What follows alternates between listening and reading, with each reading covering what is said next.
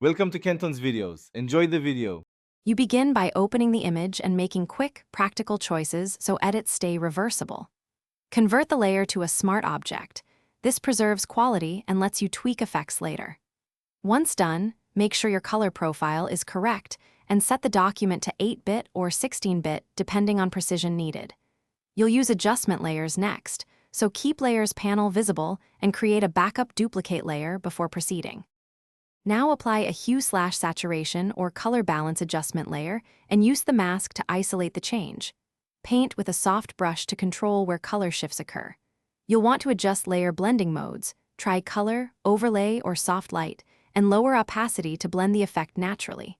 Once you understand how each slider affects highlights, midtones, and shadows, fine-tune selective color for precise tinting.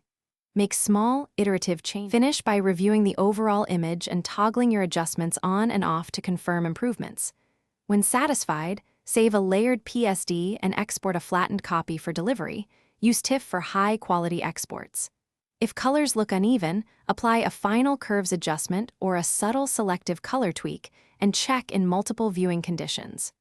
Troubleshooting tip: if you see banding, make sure you're in 16-bit mode or add a tiny amount of noise to break posterization. This usually fixes visible steps in gradients.